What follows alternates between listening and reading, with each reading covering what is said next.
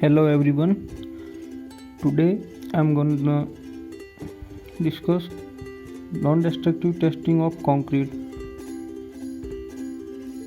So, and this topic will be helpful for the fourth sem civil engineering student of Bikaner Technical University. And so let's begin. And stay tuned for more lectures on concrete technology. Introduction.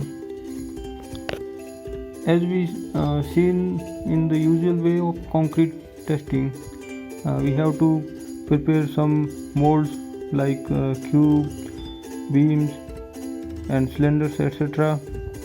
And then we have to perform some tests to uh, assess the required property of concrete. So like compression test, direct tensile testing and flexural test, etc.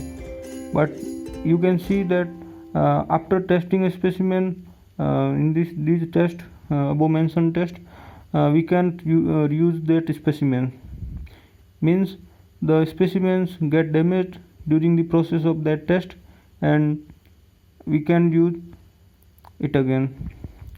In case of non-destructive testing of concrete, the testing of concrete will done in such a way that during the process of testing, the specimens or concrete itself didn't harmed or maybe partially harmed, so it didn't make them out of use.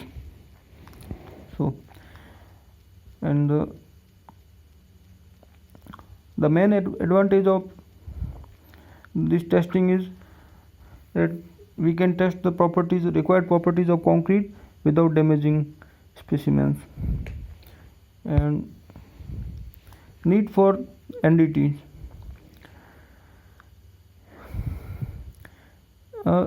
Non-destructive testing mostly performed in case of pre-existing building or pre-existing concrete structures. So if we made any concrete structures or if we have a concrete structure which was made several years before and now we have to testify them for their properties like strength and durabilities. So in that case the NDT comes into their role. And to check the workmanship, like newly constructed building, if there is some doubt on the workmanship, quality of material, etc., so NDT can be performed. And for remedial schemes and repair, the extent of damage and amount of repair required, for them we have to perform NDT. To check for design specifications, sometime in pre-existing structures we have to calculate for the amount of reinforcement provided and the clear cover, concrete cover provided above the reinforcement. For that we also have to perform NDT. Or one more case, in case if we want to buy a structure, so for its costing purpose we have to perform NDT so we can quantify its real market value based on the present condition of building and its age. So as we know that type of testing is non-destructive or destructive, semi or partial destructive. The example of semi or partial destructive techniques is the core cutting, in which a core is cutted through the already existing member or any members, for which we have to calculate compressive strength, and later it is tested in lab for compressive strength. And non-destructive techniques, In these lectures we mainly gonna discuss the three types of testing methods. First one is ultrasonic pulse velocity test, second one is rebound hammer test, and third cover meter test.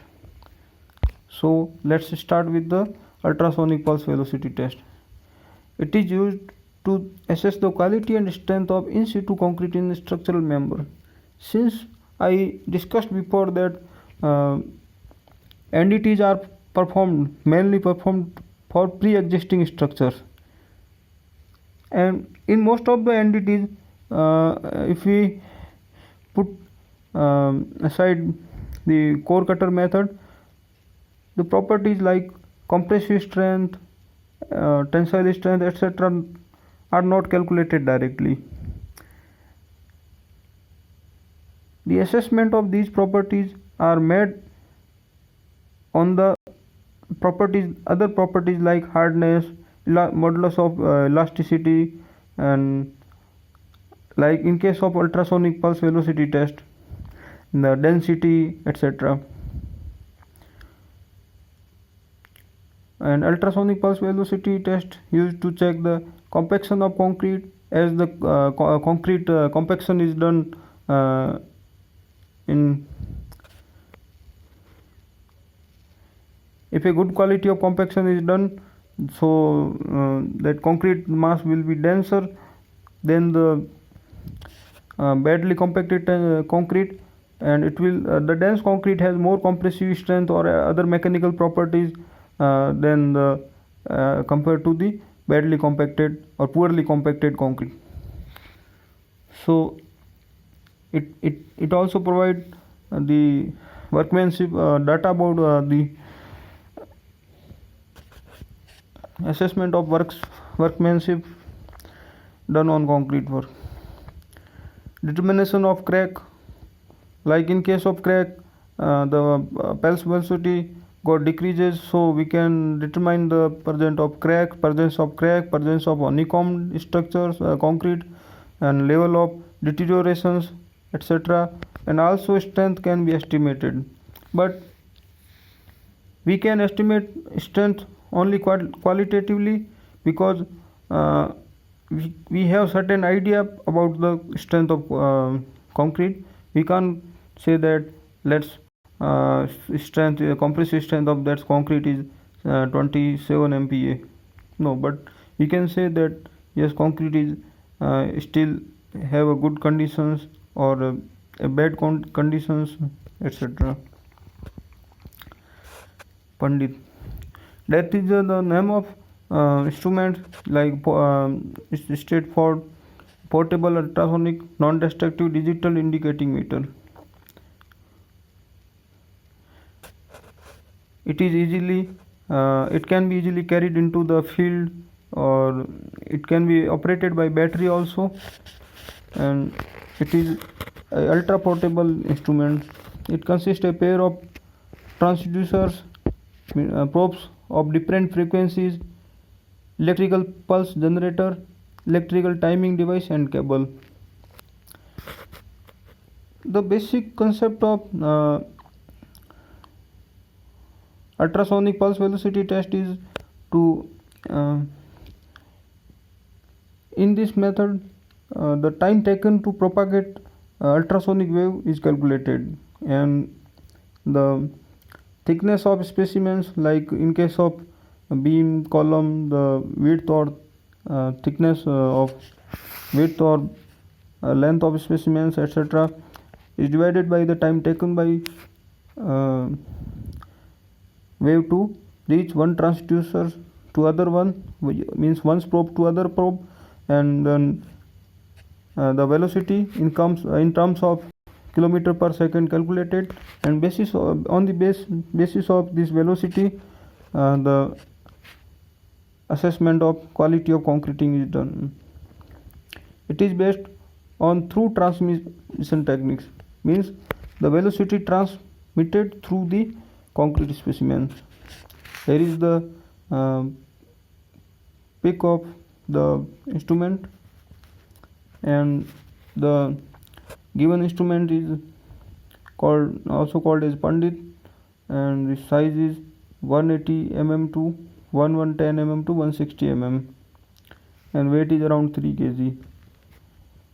And digital display with accuracy plus minus 0.1 microsecond.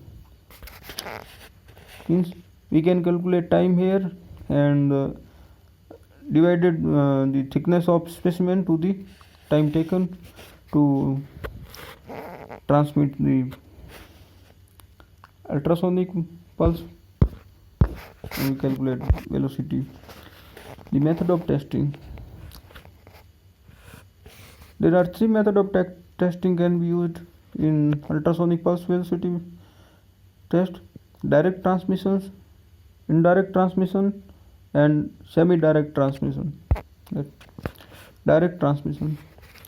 In this case, pulse velocity will be measured in concrete by placing transducers according the member exactly opposite to each other,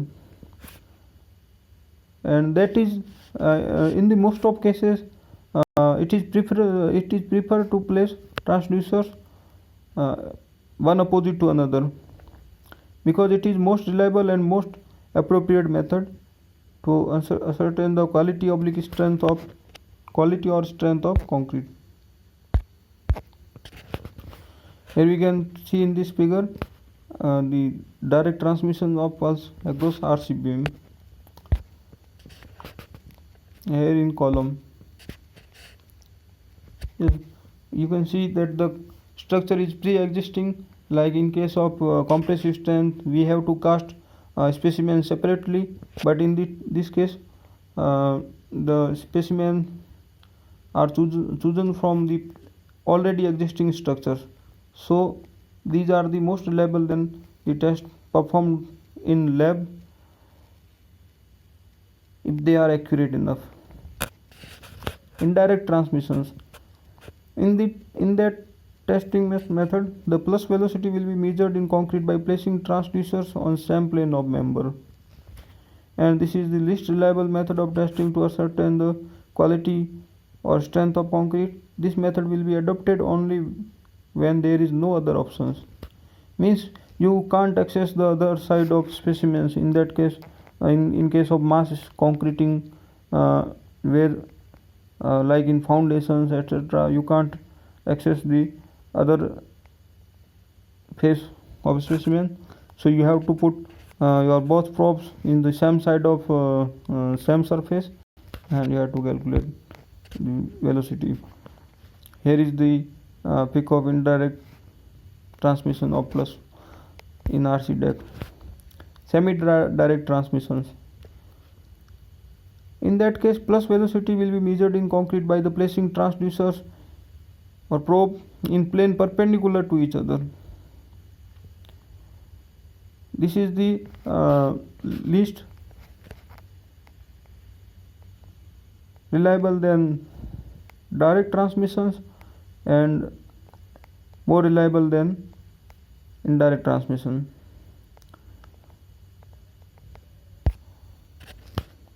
Here is the image in which you can see the semi-direct transmission of pulse in RC deck. The method of calculation of pulse velocity.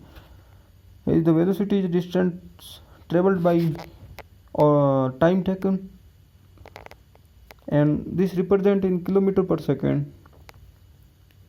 Appropriate correction factor to be applied depending on site conditions and factor influencing the velocity of pulse. Here is the some values,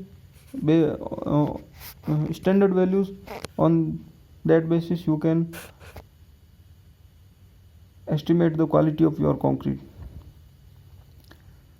If your pulse velocity ranges below 3 km per second, then your concrete is of deteriorated quality or doubtful conditions. If your pulse velocity ranges between 3.1 to 3.5 meter, then your concrete quality is medium. And if your pulse velocity ranges between 3.5 to 4.5 km per second, then your concrete quality is good. And in case of your pulse velocity lie above 4.5 km per second, then your concrete has excellent quality.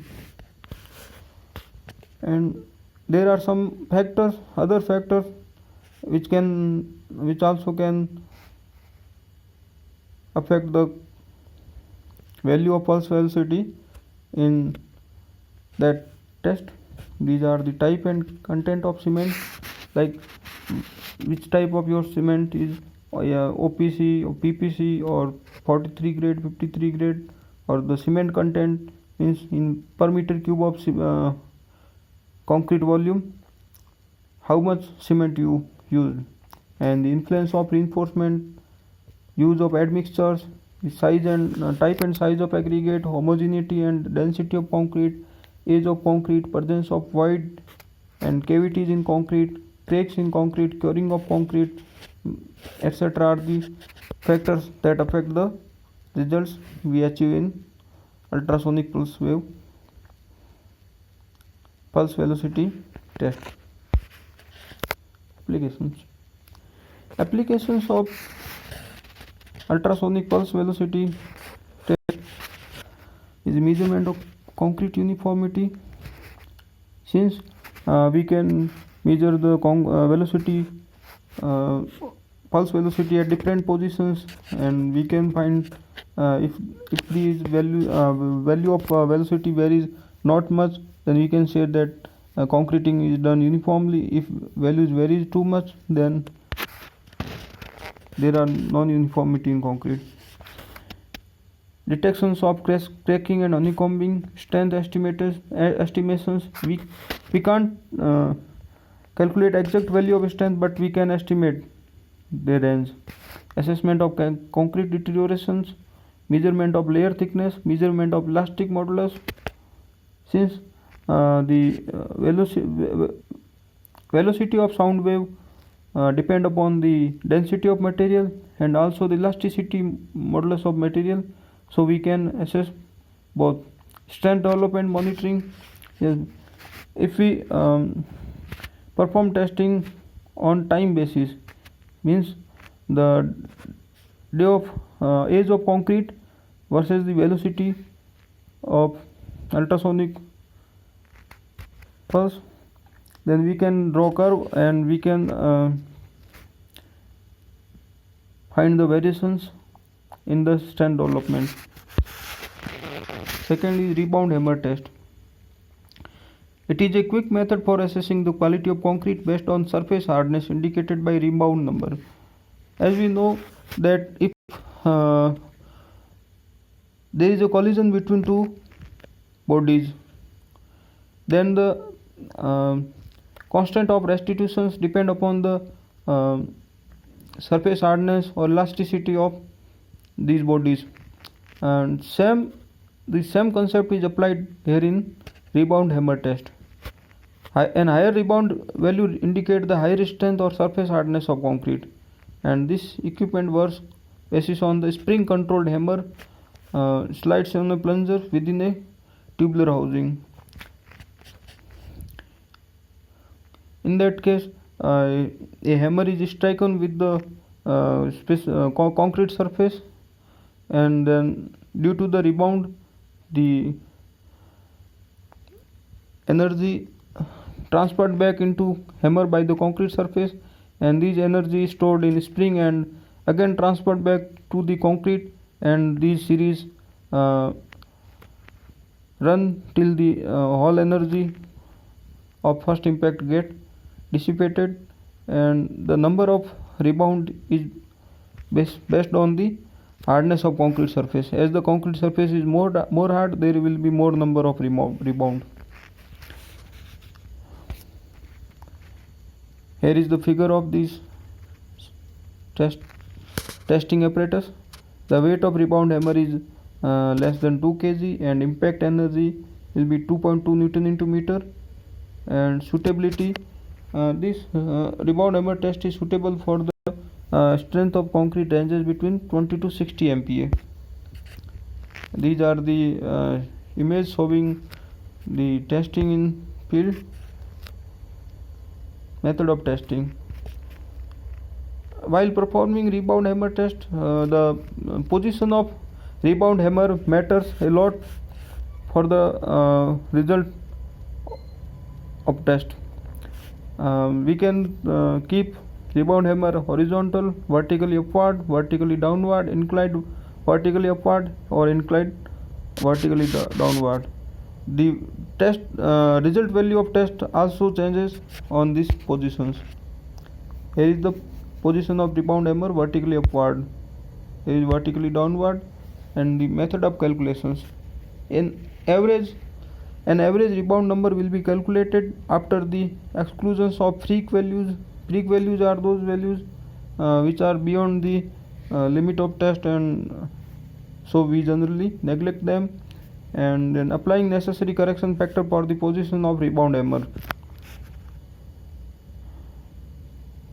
And to evaluate the strength of concrete based on the rebound numbers, an appropriate calibration chart will be established based on the laboratory test, and this chart is also used for calculating the concrete strength. And there are some factors which is affect the value of rebound number achieved in that test, which will be discussed, like the mixed characteristics. In mixed characteristics, like cement type and the cement content, coarse aggregate type, and the ratio of coarse aggregate to fine aggregate, and the members characteristics. Member characteristics are those the mass of members, like in case of mass concreting, or the slender member, thin member, compactions factor, compactions amount of compactions work done on that member. Surface type means rough surface or smooth surface. The rate of hardening and curing, like accelerated curing will give different result than the normal curing, and rate of hardening depend upon the type of cement. Cover meter test. Cover meter test used to locating, mapping, and the thickness of. There are two purposes the cover meter test serves.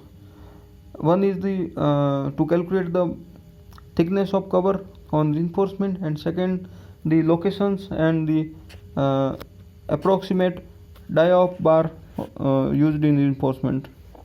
Equipment used is profometer, work on the electromagnetic principles like metal detector, but it is more complex than metal detector. The equipment consists of display unit coupled with the probe of different type. There may be 4 or more than 2, maybe mostly in general case there are 4 probe in that testing machine. Estimation of cover and mapping of rebar in abutment, bridge abutment. You can see in figure. On that basis we can calculate the like number of bar used in any pre-existing any member of pre-existing building. On that basis we can calculate that how much further load we can apply it on building, or is our building overloaded or underloaded, etc. Here is also the estimation of cover and mapping of rebar in beam, and limitation of the equipment. Only peripheral rebar can be detected, means if we provided rebar in layers, like in 3 layer, 4 layer, so in that case, like in foundations work, we can only use the we can only detect the peripheral rebars. Second layer of rebar cannot be detected, second or any further, and the accuracy of diameter of rebar is very generally in 10 to 20%. There are too much inaccuracy in this test, but still it works. The actual number and position of rebar cannot be located if rebar are closely spaced in one location. In case of densely reinforced member, that problem arises in case of densely reinforced members, like in bridge piers, etc. Conclusions. There are numbers of tests such as non-destructive, semi-partial destructive or destructive test in practice of to evaluate the structural members. Depending upon the data required, site conditions, structural number conditions, etc., any one of them combination of about can be used to ascertain. There are various other tests like Absel potentiometer test, etc., which are also in your syllabus, which will I discuss in other lecture. And thank you for watching this video lecture, and keep follow the social distancing, stay home, stay safe.